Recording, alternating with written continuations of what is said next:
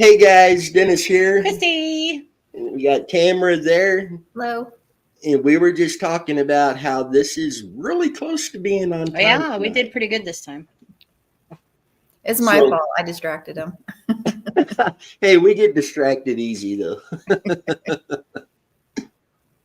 Alex will not be on the live with us tonight. He is feeling sick, so please keep Alex in your thoughts and prayers. I know Dan has been going through some stuff, and then his daughter has been sick too, so please keep them in your thoughts and prayers as well. But it's been a while since we've done an actual open discussion and a dive in one of our cases. I was watching Kansas Missing and Unsolved the other night. And this particular case, Kathryn Adam missing out of Salina, Kansas, they were covering over on their channel. And Ricky has been doing a pretty deep dive into this case. And someone over there asked if we could do the live discussion on this case. And this is one that we have had for a while.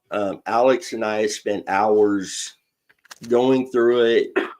And so, yeah, absolutely. We wanted to come on and do this discussion with you guys. You guys are very helpful with these. And Kansas Missing and Unsolved, they do a lot of great things over there. The link to their YouTube channel and their Facebook page is in our video description tonight. So if you haven't followed them, please do so. Really great people. Yeah. So let's go ahead and jump into this. All right. So the case we're talking about tonight, guys, Kathryn Louise Adam. She's been missing since April 29th of 1993, missing from Salina, Kansas. She was 35 years old at the time of disappearance, 5'4", 120 pounds, brown hair, brown eyes.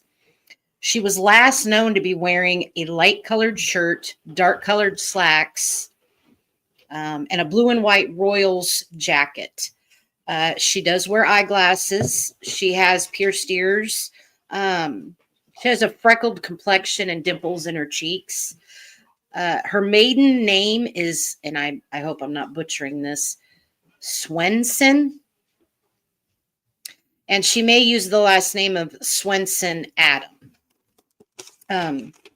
She has scars on her knee, left shoulder, back, and right finger, and moles on her breast, neck, left ear, and left cheek. So, you want me to keep going, or are we good? Oh, yeah. Want to talk about it? Okay. She was last seen at 4:30 a.m. on April 29th at the Quick Trip convenience store in the 1700 block of West Crawford Street in Salina, Kansas. She drove a white full-sized van. She has legs written on the side in blue lettering. The van turned up abandoned at 5:45 p.m. the day after Kathryn's disappearance. At Russell's Restaurant in the 600 block of Westport Boulevard. The restaurant was closed for remodeling at the time. The van was splattered with mud on the outside and blood soaked on the inside. Excuse me. It had reportedly been drove 60 miles that could not be accounted for. A person who worked at the Russell's Restaurant at the time has reported that the employees that worked there, including workers doing the remodel, were all questioned by law enforcement. At that time, only 3 people had keys to the building. 2 of these people have since passed away, though. A large amount of blood and some bullet fragments were also found at a storage unit in West Salina, Kansas, along with indications that someone tried to clean up the mess. This was where Kathryn, a salesperson for Legs Hosiery Company, picked up stock each day. There was no sign of Kathryn except for the blood, and she has not been heard from again. Authorities stated there was enough blood to indicate probable fatality. Authorities speculate someone attacked Kathryn when she went inside the storage unit. It appeared they interrupted her in the process of loading the merchandise in her van. leaving the door to the storage unit wide open. Investigators believe whoever was responsible for Kathryn's disappearance knew her and her routine. Kathryn was separated from her husband at the time of her disappearance and in the process of a divorce. Her teenage daughter, who reported her missing on April 30th, the case remains unsolved and foul play is suspected. So, was there one more? Did I miss one? Oh, I sure did. In April 2021, a human skull was found in West Salina, Kansas, in the same general area as the storage unit. It was determined to have been a male, so it was not Kathryn. They also said that additional bone fragments were found under a tent near the skull. So, goodness. Whew. So, my first question to the viewers is, what, if anything, kind of jumps out at you with what Chrissy read? And also, Alex brings up a good point here. Basically, a 30-mile radius as far as the 60 miles unaccounted for the van. 30 miles one way, then 30 miles back to where the van was, give or take.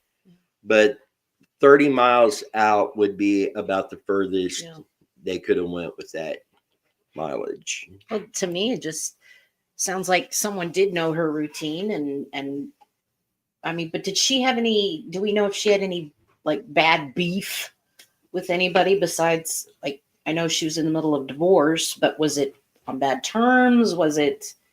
Other than the divorce she was going through, I haven't found anything that states that she was having issues with anybody. Law enforcement believing that, somebody knew her personally and knew her routine who done this. That kind of makes me think that law enforcement has more on this case that they cannot reveal publicly because it could jeopardize their investigation. Because just somebody getting robbed, somebody getting killed at a storage unit, that in itself doesn't say that the person knew them. Right. But with the amount of blood, there was bullet fragments found in the storage unit. That much blood to me seems to come from more than just a bullet wound, unless they hit an artery, something along those lines. I think it was maybe a robbery gone bad. I mean, that's what I'm thinking. Well, but what would they have robbed her of? With the amount of blood, the amount of blood that's found both in the storage unit and in the van raises the question to me, was this a crime of passion? Something along those lines. Go. So, Tamara, what kind of jumps out at you with this case?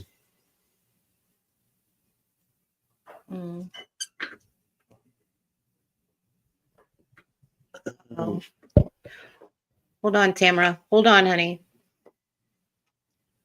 Okay, I got it. There we go. It's in a different place. I'm used to Zoom. So I think, I know you had mentioned the husband and that's usually the first place they look, but the police I didn't see anything where the police have information about questioning the husband or anything like that. But I could see a robbery too, but I don't know. I mean, is there anything about the husband at all that you've seen? Yeah. I have seen very, very little about the husband. And Alex asked for clarification, was she the legs hosiery supplier for local stores and she was picking up supplies? All I've been able to find on that was she was a salesperson for legs hosiery. To have a storage unit with that much supply in there would make me think she does supply stores, but I haven't seen anything that confirms that. Yeah, it almost sounds like it's one of those things where like you're like a distributor, because he has it on her car, whether she was like an independent distributor and she made money off of it, or she was just a distributor for the company. Depends on how they had it set up back then. But yeah, that's, since it was on her her vehicle as well. It sounds like it was something along that line. Yeah. See, there's the yeah. van right there. Yeah, actually, as I'm looking at Reddit here, I found a couple interesting things. And I mean, you never know with Reddit, but one comment was interesting is, who knows if this is true, but it says, I used to work with her niece, and according to them, her ex-husband would get drunk and admit to killing her. Oh, goodness. She was also reported, according to the same niece, dumped at a pig pen to get rid of the body. Again, you get all kinds of rumors and things like that. So you just never know. And that's where you kind of get down that path of, well, someone thinks this and someone thinks this. So. Saying it was through comments on a Facebook post that I seen.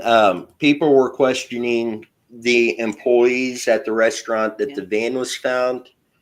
And at that time, there were no regular employees there, just the construction going on, remodeling. Mm-hmm. And they did report that all of those guys, as well as the employees, even though they wasn't there at the time, they were all questioned by law enforcement. That's where the 3 people had keys to the building at that time. 2 of those have since passed away. But there was also a comment that the keys to the van was found basically almost a block away in the ditch. So I haven't been able to confirm that. That was just a comment somebody had put out there.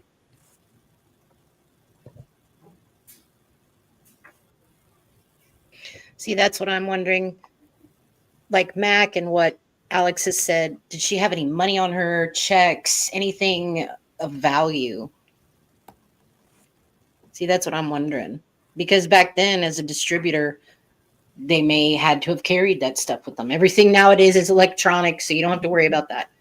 But, I mean, some things back there, you have the blue case that you zip up and lock and take to the bank, Yeah.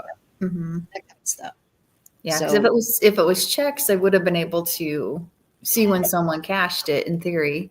And again, it's a little different now too. But if it was cash, then yeah. So even if they didn't know what it was, if they saw that blue bag, that might be all it took. Yeah. See, in 1993, I wonder how many businesses was predominantly credit card back then. It wouldn't be that many, you would think. Well, I mean, just depends. I mean, I guess it just depends. I mean, if you're delivering to a big company, I'm sure they have slips that are already filled out and ready to go. So, yeah, cash was king back then. That's right. We're also talking about Salina, Kansas. It's not an area that's full of great big businesses. Yeah. So if she's supplying stores, it's going to be small locations for the most part. Yeah. It's like I told Denny earlier, I didn't even know that's how they did that with that company. I was, oh my goodness, they deliver in a van. My goodness. But yeah, but see, yeah, you've got that blue bag that's got the word, the company on it. Yeah. You take it to the bank and that's how you deposit and blah, blah, blah. So, years ago, back when I was 16 working in a restaurant, I was management in a restaurant, and our bank, the restaurant was in a mall. Out in the mall parking lot off one end was the bank we used. So when we would do a deposit, all the money would go into a blue bag and I would walk it to the bank. Yep. But when our supplier would show up to deliver stuff, we had some that would bring a bill and we would have to pay them right then. Yeah. So if the actual manager wasn't in there to write a check, because only she was authorized to do that, I would have to go into the safe and pay the guy in cash. Yeah. Mm-hmm. So that guy would have the cash with him. Right. And if she had something similar going on to where these companies paid her cash for what she brought in, she would have cash on her. I think the big thing that sticks out with me though, when you talk about it, it wasn't, they didn't have everything electronicized yet. Yeah. So everything was, here's your money, it wasn't whatever.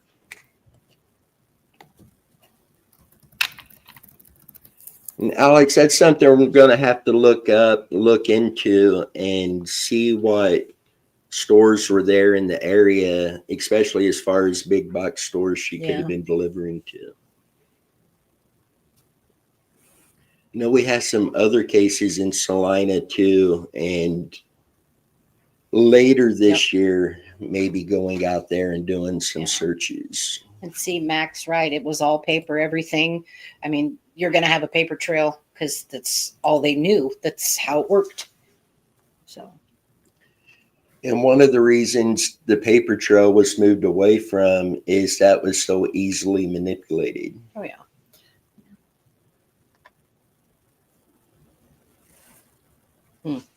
Goodness. Do you know if there was a lot of crime in Salina at that time? I don't think there was. I still got to do more research into that side of it to know for sure. But I don't think Salina's really known for like a lot of crime. 93 doesn't seem that long ago to me, but it was.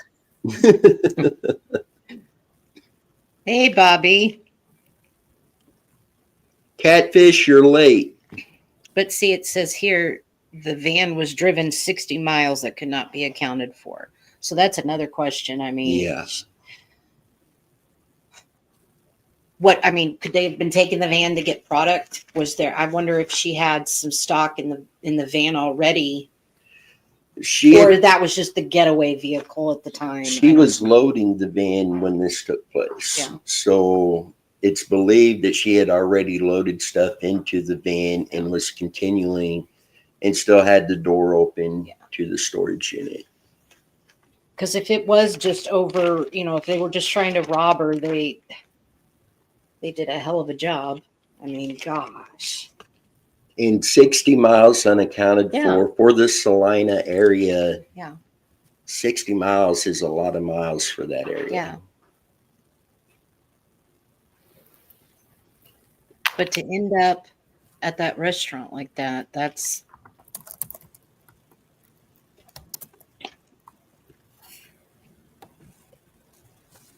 See, in that restaurant there, that's the exact restaurant where that was. Yeah. So I'm assuming. Oh, wow.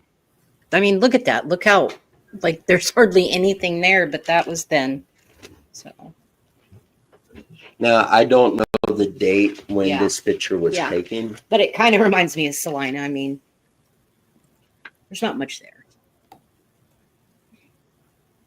And pull her picture up again. I'm assuming that very top one with her hair, I'm assuming that's the latest picture they have. Because it looks like she's got her blue and white jacket on. And that one I almost didn't put on here because it is kind of blurry, but there wasn't a whole lot of pictures to choose from. Goodness. And the population of Salina in 2020 was about 47,000. Oh, so low.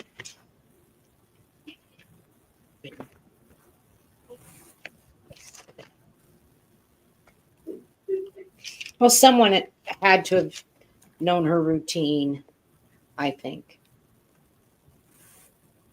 But the amount of blood Denny and I were talking about, I mean, it's almost like they had to have killed her. That was it. I mean, there was no way she was getting away. Yeah, I think they said that it's considered a homicide, or they're investigating it like a homicide. So just because of the amount of blood. Mm.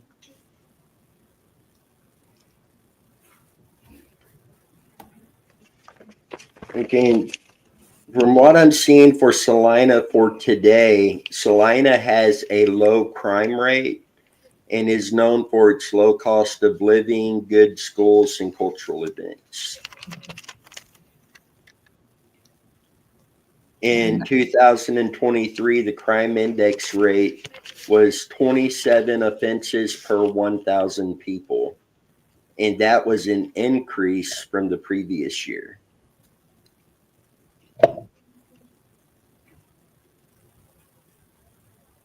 Yeah, in 1990, there were about 42,000 people in Salina. So it's kind of, it went up a little bit, but then it's been decreasing the last couple of years.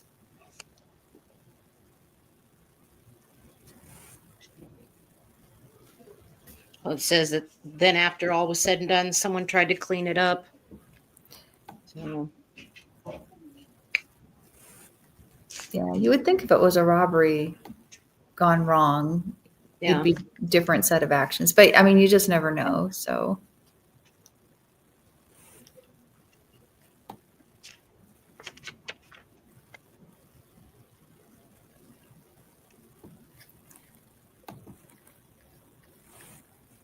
I still think it might have been a robbery gone bad. What do you think? yeah, and there's not much around Salina. I mean, like I said, it'd be a 30-mile radius would be the max, like Alex said. There's really just a bunch of other really tiny towns is around. That's about it. Yeah. It's not like went to a big city or anything. See, I wonder if there were a lot of problems between her and her husband, like that post or that thing you had said about her husband when he drinks. But I mean, It's hearsay. Yeah. yeah.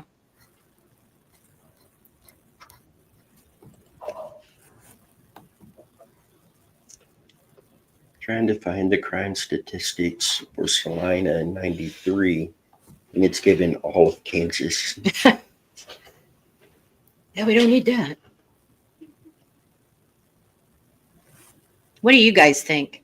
You think this was a robbery gone wrong, domestic situation? What do you guys think? You know, for me, though, if it was a robbery gone wrong, why load her and why take her elsewhere, drive the van somewhere else, drop the van off, leave the door open to the storage unit? Granted, they did attempt to clean the mess in the storage unit, but for a robbery gone wrong, that person's going to want to get away from there quick. Yeah. And instead, this person moved DNA and evidence to multiple locations and took the time to do that and wasn't necessarily in a big rush to get away. Right. I'm wondering if she had like enemies.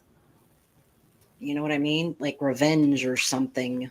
I would like to know, and it gets into the personal lives, but I would like to know more about their divorce. Why were they separated? Why were they getting a divorce? To see if that could possibly shed light into what happened here. Alex is wondering if there was a keypad used in 93 to get into the storage unit.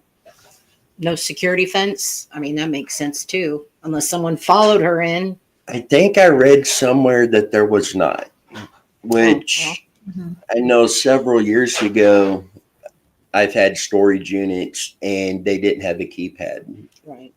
I've had one where there was no fence or anything. You just pull up, go right into them. Alex says maybe in the vehicle with her at another storage unit. Yeah, because that's true. Because if there was a fence, they were waiting for her. Unless they were on foot and snuck in behind her. I don't. Yeah, I think I saw something that said there was an offense, but I'm not sure if that was accurate or not. Yeah. But there's also all the mud on the car, so it went somewhere. Yeah, it'd be interesting to check the weather. I can look at the historical weather. It might go back that far. Meaning how the person got to her.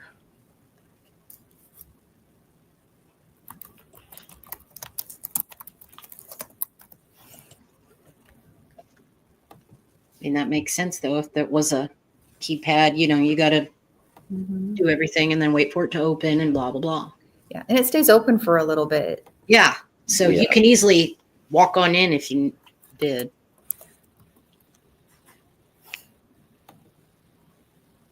And I definitely want to do a follow-up live on this in the near future. And I want to invite Kansas Missing and Unsolved on with us. Because I know Ricky, he's went in, he's found all the old newspaper articles Yeah. covering this case and digging into that. And I think it would be really good to bring him on and discuss all of that. Well, quit getting sick. Well, Alex and sickness, man, I'm telling you, that poor has guy. Poor guy. he has had a rough go for the last year plus. Yeah. One thing after another, it seemed.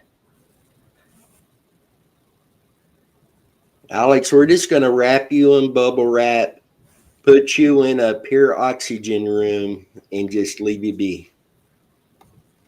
We'll slide you some food and drinks through a little opening in the door or something, and we'll keep you well. Be the man in the bubble.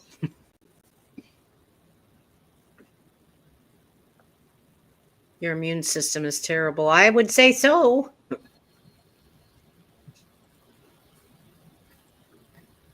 Since Alex ain't on here live with us tonight, I could say this. Yeah. We couldn't actually lock him up like that because then he couldn't get into Tammy's makeup.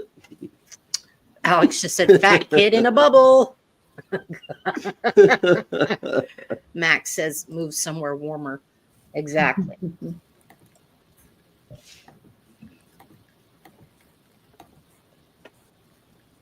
So if you had to give your top theory in this case, where would you be at? Robbery. You? I'm still going to go with some kind of crime of passion due to the amount of blood. I mean, if there were bullet fragments, if that much blood, then they knew where to hit her. Well, it depends, honestly. It would have had to have been an artery hit because the storage unit was covered in blood. Yeah. The van inside of it was completely covered. And I'm wondering, and I know it's a shot in the dark, but when did surveillance cameras come out? I'm wondering. Would there have been surveillance cameras, maybe? We've had that date written down before because that's come up in other cases. Yeah. And I don't remember when that was, when that really started to gain popularity. If that was the case, the husband could have known her route and followed her. I even told Denny that too. Maybe it was the husband getting back at her for something. Who knows? But we need surveillance. Gosh darn it. I'm looking at the weather, the historical weather for Selena. And I've gone back to April 20th, and there's been no rain from the 20th to the 29th. So a muddy car means it wasn't just muddy somewhere. They might have had to go through a creek or something. Okay, that is interesting because back behind the storage unit, and I haven't confirmed this on satellite imaging, but supposedly there's a patch of woods that goes back to a creek back in behind the storage area. Yeah, I'm surprised for April. I have yet to see rain. You can see the participation by every hour for the 24-hour period, and it's saying it's zero. And the weather is actually pretty nice, 60, 70 degrees.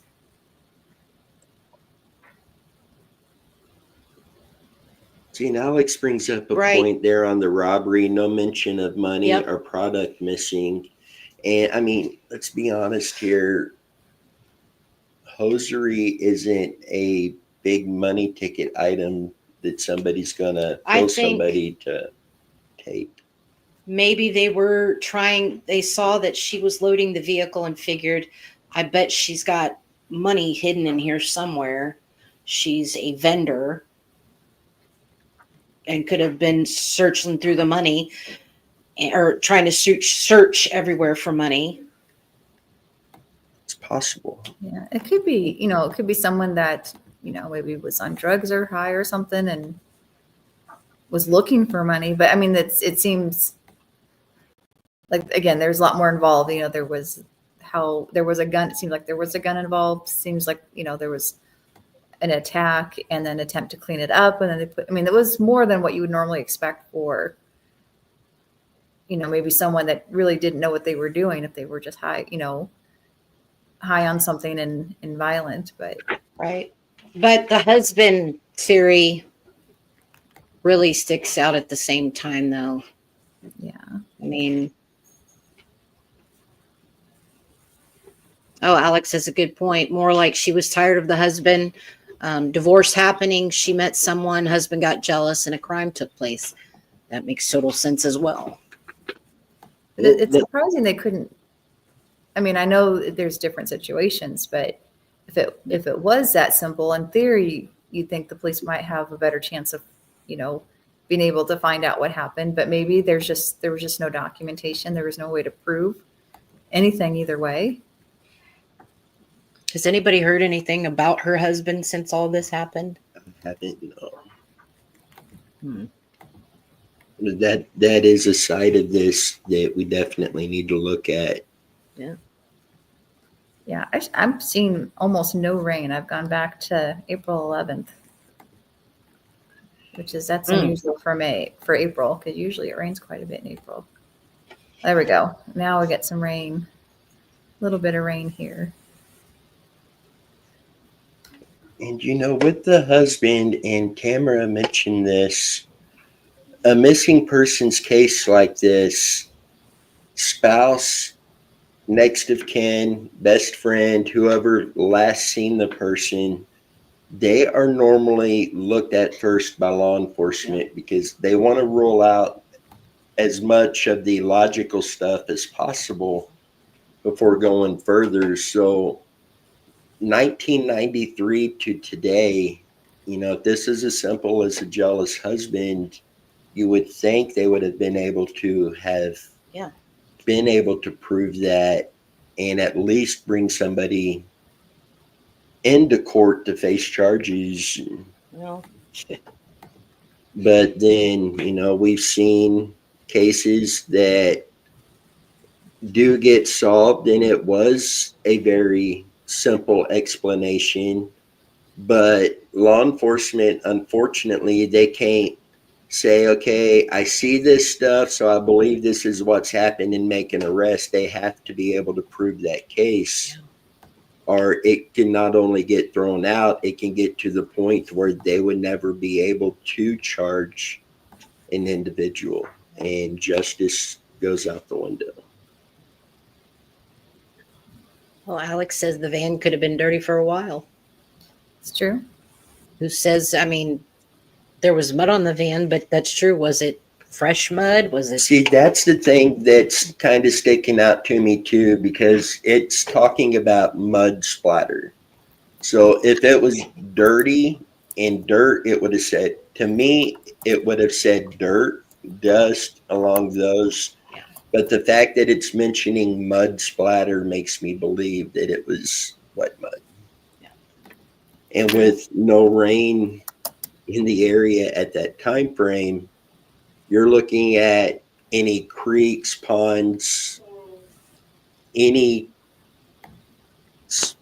I don't want to say swamp area there in Kansas, but marshy area like that, the van would have drove through.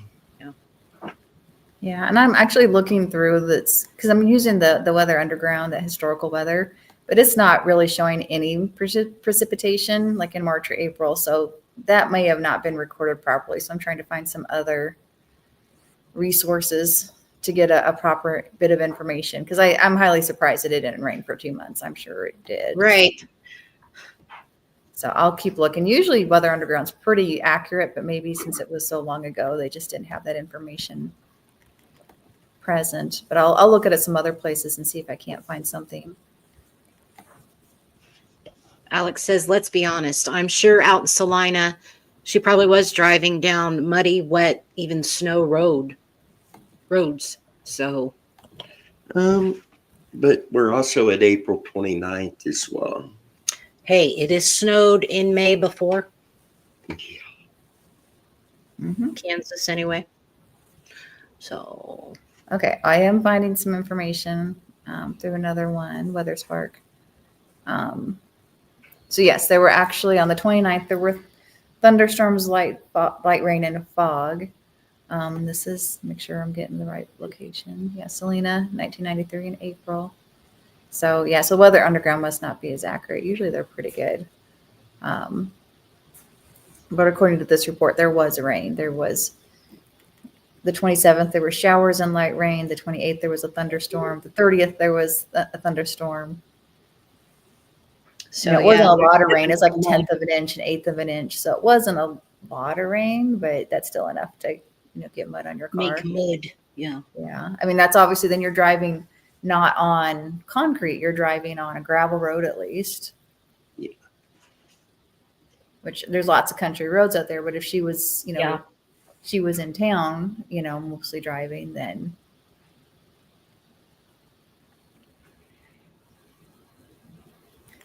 So I wonder if she did sell to individuals. Did Yeah. she would she set up a booth at events? Like we have the farm show coming up this weekend. Yeah. Did she do that kind of stuff too? Did she just supply stores? Because the more I think about it, a company like Legs Hosiery at that time, wouldn't they have big distributors? Because that was a well-known company. What would she be doing as a little van? Smaller area. It's not a big city area. They could have merchandise shipped with that little cargo van or whatever kind of van it was. And then what exactly was she hired for? So that makes me wonder, because she's a salesperson. Right. So that does make me wonder if she did go out and set I'm up wondering, the booth. right. Well, not only that, but I was getting ready to say, Alex hit right on the nose. You could have gone to pharmacies, excuse me. They have always got stuff like that, little mom and pop shops. I mean, smaller companies, not like a Walmart or something like that. That makes sense. Because I would think a big company, they would ship it. So what exactly how did she sell it? yeah, I mean, she had it on the van. And back then it's not easy like it is now where you can just get some vinyl or a magnet. Yeah. So to have it on your van, your car like that was pretty significant. I mean, it wasn't like as easy as it is now. So I'm wondering if she was one of those that says, I'm from Legs, you need to see our product. yeah, like kind of like a direct sales. Yeah. See, and this also took place really early in the morning because she was last seen at 4:30 in the morning at the Quick Stop. Yeah. And from there over to the storage unit. So, That would probably be something you could probably call. I'm looking online. I don't see anything specific yet, but you could even maybe call the Legs company. I think they're still around, and see if they have, some history or someone that would know the history. Yeah. Because that's what Alex just said. We need to find someone that that did the same thing she did.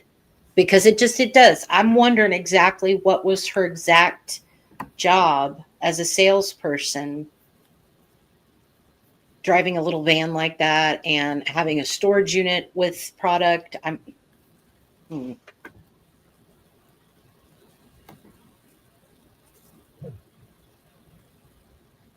mean, yeah, not a lot of big box stores were around yet, but I mean, like Walmart, Kmart, things of that nature. Yeah. Yeah. I remember always seeing it in the store. I remember the commercials. Yep. Maybe in the mall, but. Yep.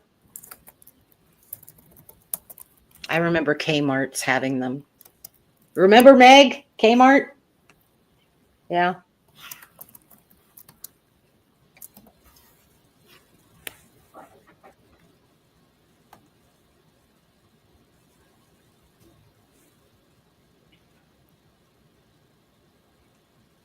Let's say.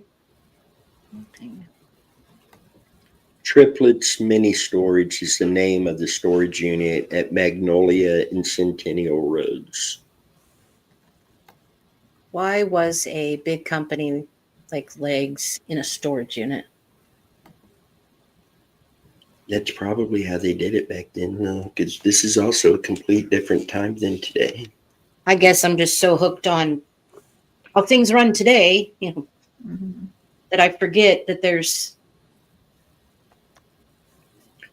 Okay, this Vocal Media reported that Laura, who is the daughter of Kathryn, had started calling some of her mother's co-workers and learned that Kathryn hadn't made any of her scheduled store visits that day. Oh, I bet she was little mom and pop shops coming in to restock. yeah. Interesting. She kept her inventory at the Triplets Mini Storage and would So- go there each morning to pick up the products she needed to restock the various retail stores that day. So she could like have bought the products wholesale, from like a large truck, which is why she had the storage. And then she would then be that go between either through Legs directly or as an independent, either way, and restock. Because I Yeah. think it's different now. Now you have the great big semis that come and deliver everything. So back then, and I remember hearing that for other things too, things would be bought in bulk and then like a local person would then restock. So that could be, whether it's independent, or whether it's just part of the company. Right. They also reported that she kept meticulous mileage records in her van. Mm-hmm. So that's how the investigators were able to tell exactly how many miles the van had been driven since she filled the tank up that Thursday morning. Yeah. And 60 miles. So as Alex pointed out earlier, 30-mile radius. He even says her phone number was on the back of her van. Mm-hmm. And if you look at the driver's side rear bumper, there's damage. And when you're looking at a 30-mile radius in that particular area, there's a lot of places out there that could hide something. Mm-hmm. So looking at that and that large of a space, I can kind of understand why nothing's been found yet. But you would think at this point. But again, they still, in this time frame, they still don't have the technology we have today. Yeah. Their budgets are a lot smaller, limited resources. Mm-hmm. Yeah. And for an older case, I'm sure there's more current ones that might be a little more pressing. So, at least in their mind, I think I did see something that said they do go back and, go through the case on a regular basis. So it's not like they're ignoring it. They still do keep up with it. But if there's just no new information, then it's difficult to assess, Absolutely. take action. Alex says, look at driver's side rear bumper damage. Let's pull the van back up. I can't. That's hard to tell. I think it's on the one that he just sent. Oh, he sent you one. Oh, okay. Let's do the group.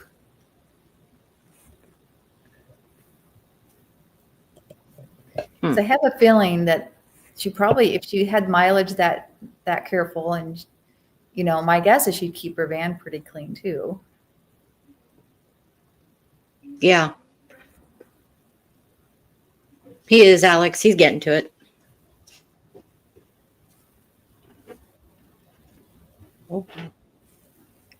Oh, yeah.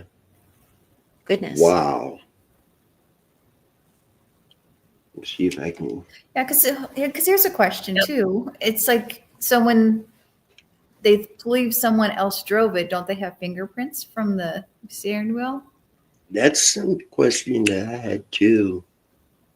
or within the car door should have fingerprints. The back door had to be closed. The driver's door had to be Right. open. So unless they're wearing gloves, then there's nothing. But I'm assuming they did prints in that, and maybe they just didn't turn up anything. Right.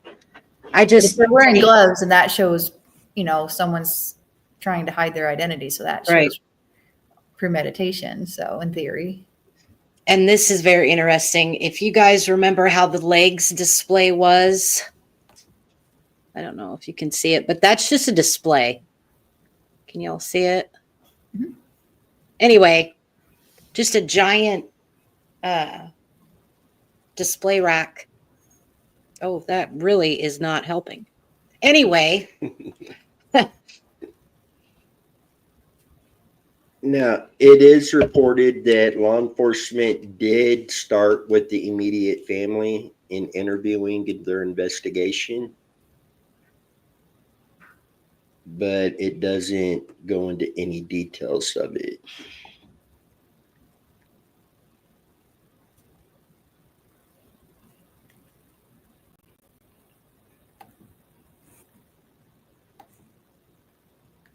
This kind of goes more into the daughter and future life afterwards. But I'd really like to get a hold of her husband or something of that nature, because I'd like to talk to him and some co-workers for sure. Right. And the police department and talk with them. And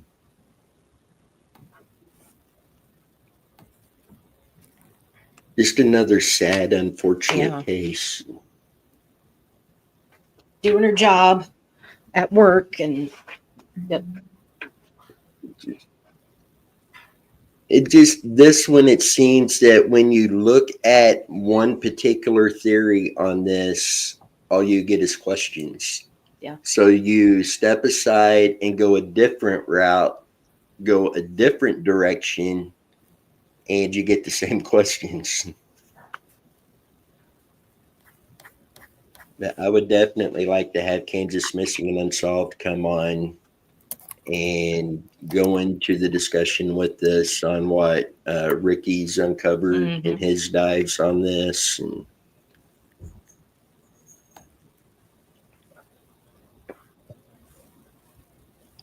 so, Alex, I'm going to ask you, if you had to pick your top theory with this one, what would your theory be?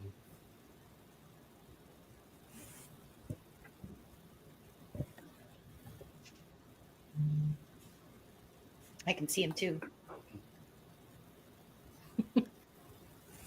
No, knowing Alex, he's thinking it over. Yeah. Yeah.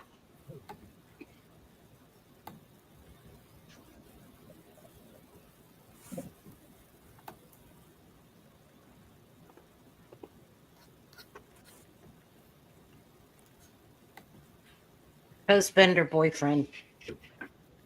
Yep.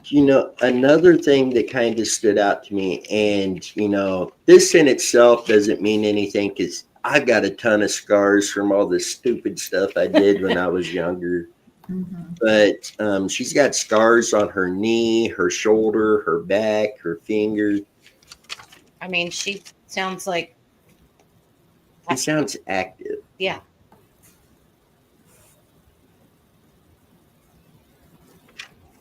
Alex says, just not feeling it was a robbery. The more I look into this, the more I'm starting to think otherwise myself now. Because nothing really points out to me robbery with the amount of blood and the way it was done, I'm assuming. I don't know. And with law enforcement saying they believe it's somebody that knew her routine, with the work that she does, she comes in contact with a lot of people who's going to learn her routine of going there in the mornings and restocking to go out to restock these stores. Because it says, unless a store person knew she was taking money for purchase or product. Talking money. Sorry. Is that what he said? I mean, someone could have overheard that, I'll just go put this in the bag that I take to the bank, or, you know what I mean? I still think the creek behind the storage unit, I still think that's going to need to be searched to see if anything can be found back there. At this point, you're looking for Kathryn, of course, Yeah. but you're also looking for a potential murder weapon as far as a firearm goes with the uh, bullet fragments there. And how many times do we see the guys out magnet fishing or diving Right. and pulling in firearms? Yeah.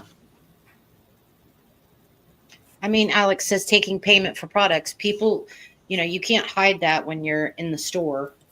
You can't be like, oh, let's go to the back room here. Let me. People are going to see it.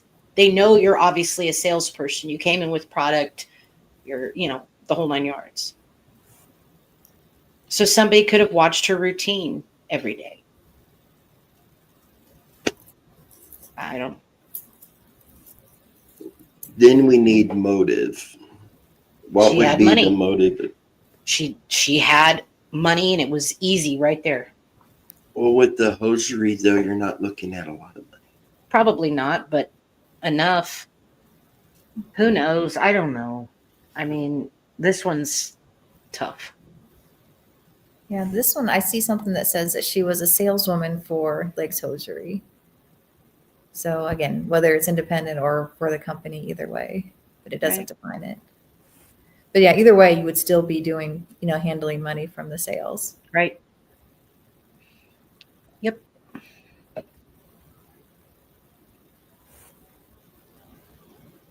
And Alex, but I would think the police would have tried and put leads together. There should have been something by now. You know what I mean? I mean, something since 93. That's the hard question. I don't think so. Alex asked, is Legs still in business? I don't think they are.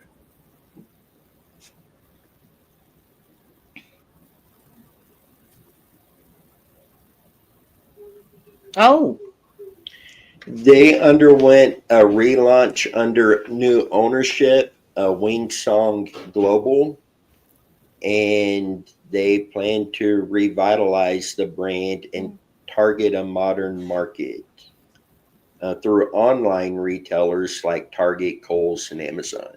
so obviously you can't go to the store and buy it anymore. It's all Right. online. So yeah. Would or should call and talk to someone with knowledge and history to find out. In the 90s. I know it's an active crime, and I know a lot of times the police won't release the reports since it's active. But it depends on the police officer, especially when it's been a significant amount of time.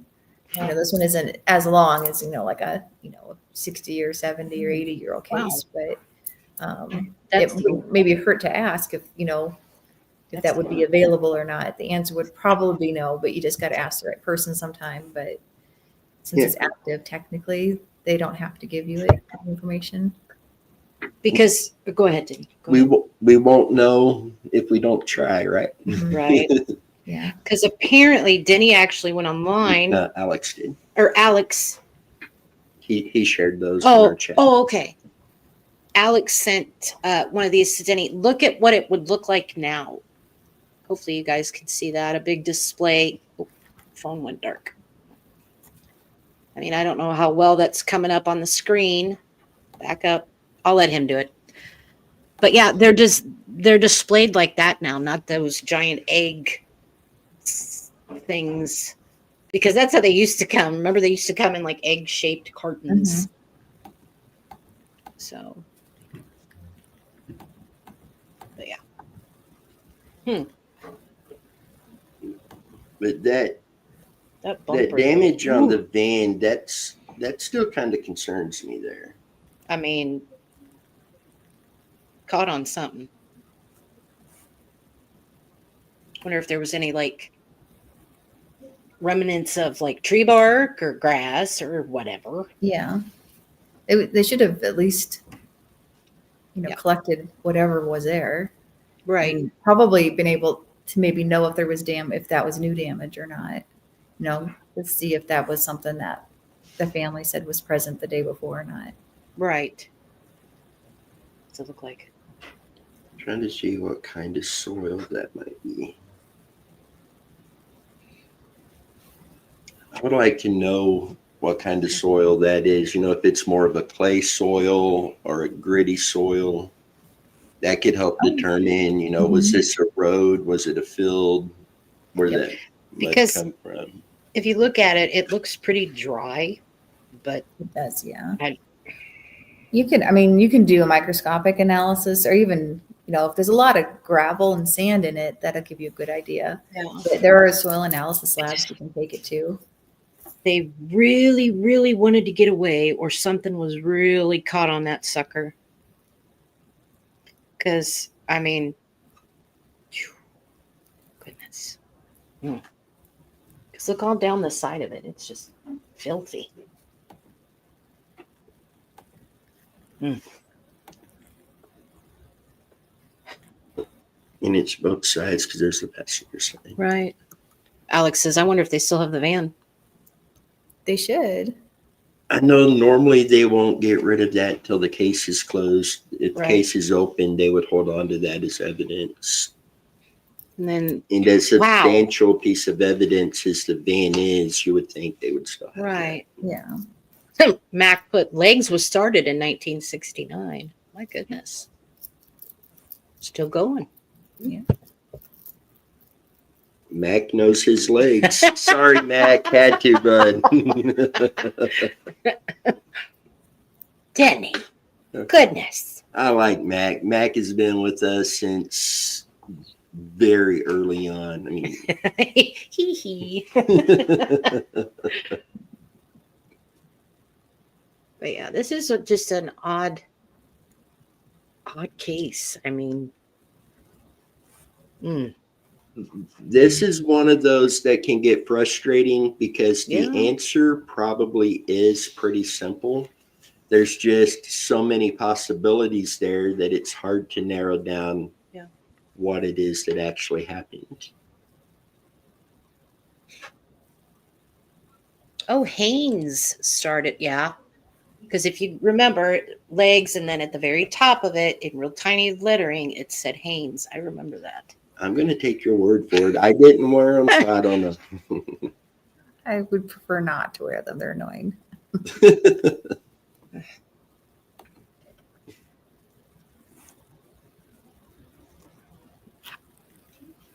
But I agree. They should have had something to go off of by now. See, but we also have, the fact law enforcement doesn't release everything too. So they don't jeopardize their investigation. So there may be a lot more that they have. Yeah. Just hopefully we can all help bring this lady home, bring the answers to the family. Yeah. Going on 33 years now. Yeah. Because she was 35 when she went missing? Yeah.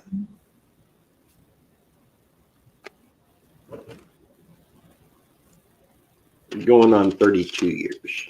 Mm. That is a long time for any family to have to go through. Yeah.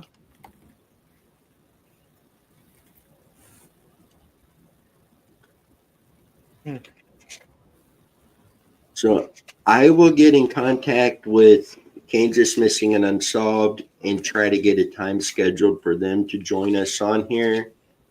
And I want to look into seeing if we can get in contact with her husband, any co-workers, and I want to reach out to the Salina PD and talk with them and possibly her daughter. Right. And see if we can learn any more and see what we can do to help bring her home. I definitely want to search the creek and the wooded area behind the storage. And I also want to confirm where the keys to the van was found. Because if they were literally in a ditch about a block away, there's definitely a second vehicle involved at that point. And did anybody in the area happen to see what kind of vehicle that was? Because being that it's construction workers there, and Alex can attest to this, construction workers normally start early in the morning. Right. So there may have been people there who've seen another vehicle, but may not have put two and two together Right. to say anything about. God, who would you even contact about? We need to find a construction company that was working in 93. Hopefully I can go back and see what permits were pulled to do the remodel. Yeah. And through that, I should be able to find what construction company done the work. Or you could simply call that diner. I mean, they've got to have records. Mhm. Oh, yeah. Probably easier your way. Max says, I've worked in retail in the 90s. You couldn't miss the display. Believe me. Yep, I know.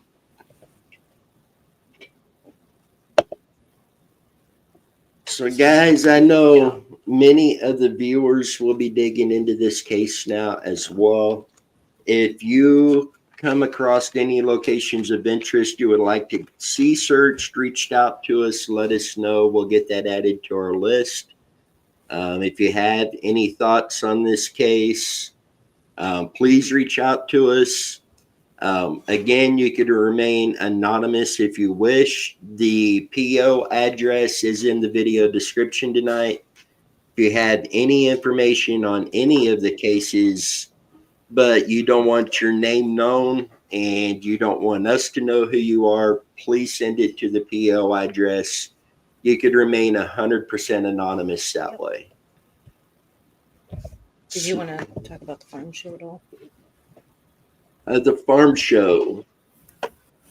The farm show is this Friday, Saturday, and Sunday. I don't have the address with me. It's in Kansas City, Missouri. If you're going to be in the area, please come out, come down, see us. We had a great time there last year. So many great conversations with people, and looking forward to it again this year. But we will be down there all 3 days this coming weekend, and looking forward to Yeah. that. Okay, Joanne just posted. Sophia Franklin is still missing out of Wisconsin. She is 16, 3 months pregnant, and believed to be with a 40-year-old man she met Yes. online. They are possibly in Arkansas. Oh my goodness.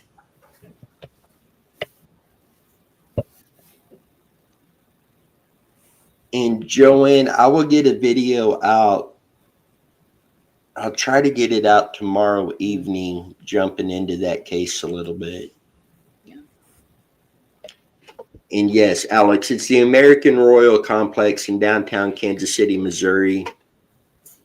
It's it's the Western Farm Show, but they have so much stuff there. I mean, there is something there for everybody. And the kids are coming with us this year. Brantley cannot wait to see some of these drones. Told him about some of these that are so big, they bring them in on a flatbed trailer. And his eyes got that big around. He's ready to see these. But it's going to be a good time. I put the video out the other day that's got all the missing persons flyers and stuff that we're going to be airing at the farm show. We had everything from landlords of a missing kid, his family. This guy, his dad was the family's landlord. Mm-hmm. We've had people that's been looking into the cases.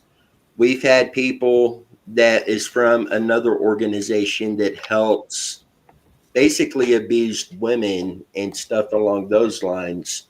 We had retired law enforcement as well as firefighter, first responders that assisted in investigating on some cases we're working on all stop and have conversations with us on those cases, and it was just incredible.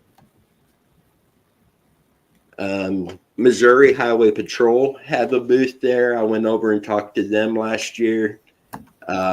Very friendly guy. I look forward to going over and talking with them again this year. Has some questions I want to bring up with them when it comes to our search at Smithville Lake later this spring.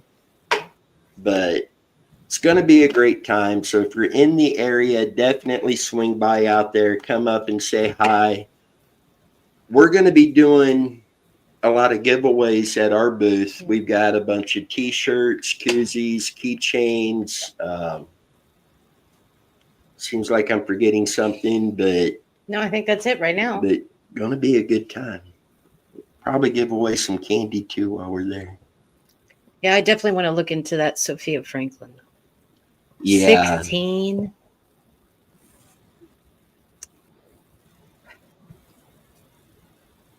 Goodness.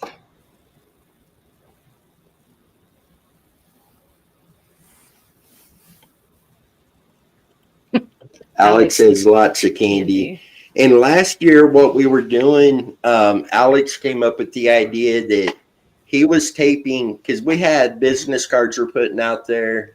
We had I printed off flyers we're putting out that explains what we do and kind of links to our stuff. So he was taping candy to that and putting it out there to help get the word out. That's smart, more. Alex. That's very smart. See, last year we ended up giving away probably a half dozen T-shirts and 12 koozies, something along those lines. We've got, I want to say, 12 to 15 T-shirts this year. 30 of the koozies, a bunch of keychains, and lots of candy. But hopefully we get to go live there this year. Last year, there was absolutely no phone signal inside there. So this year, hopefully we can go live. If not, we will definitely be filming videos in there, and we'll get that out to you guys that way. But fingers crossed we get to go live. The booth last year, this year's will be similar. We'll have the big TV up on the table, playing these flyers through, and be standing out there to speak with anybody that comes through.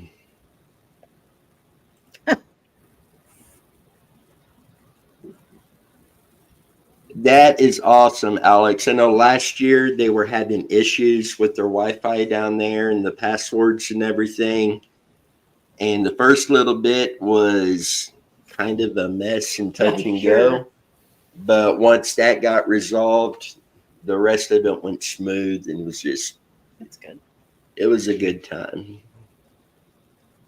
You looking forward to going? Come tell everybody, come see you at the fun show. And my boy Brantley, and he is part of the future of Muddy Water Search and Recovery. Aren't you?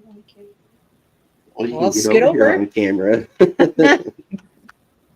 I can tell you, we try to keep a lot of the stuff having to do with these cases kind of away from the kids just due to the nature of a lot of it. But he has come to me with questions about some of the cases. He actually brought a case to me that I didn't know about one day. And he just, he gets emotional with it, just what the families go through. And he's told me I don't know how many times when he's old enough that he wants to be a part of this. Do you? I think I am. You think you are a part of it, huh? He is a part of it. My boy right here. Alex says you're growing up so fast. Yeah. Still my pal though, right? I don't want to grow up anymore. He doesn't want to grow up anymore. I don't blame him. Hey, adulting is rough. Yeah.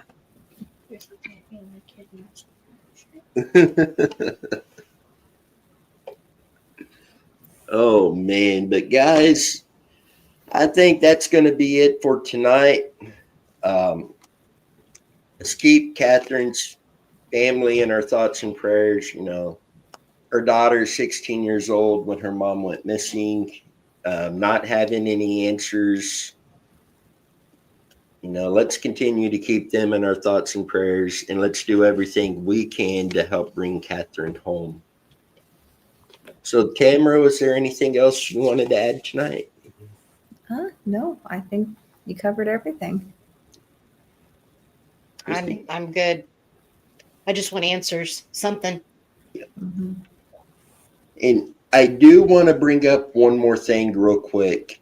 I can't go into a lot of details yet, just for security, that kind of stuff. But we do have 2 searches scheduled in April.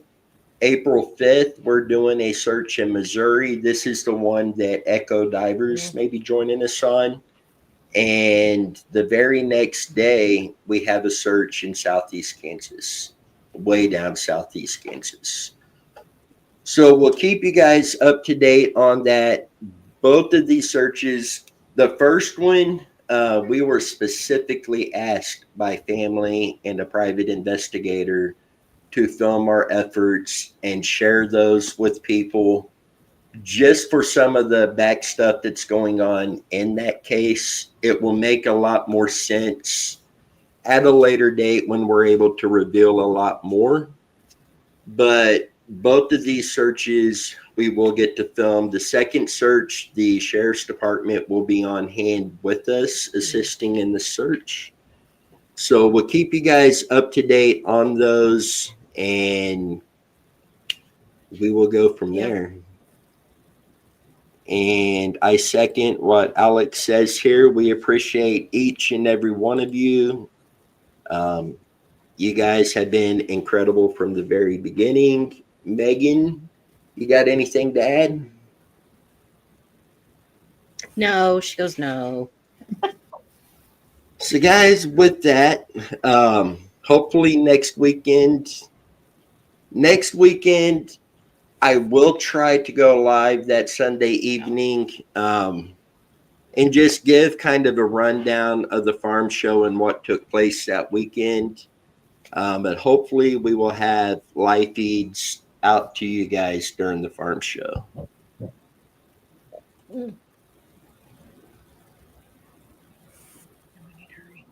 She said pizza rolls are done.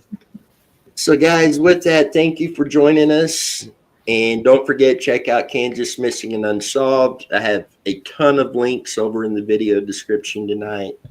So you guys take care, and we will see you guys down the road. See y'all.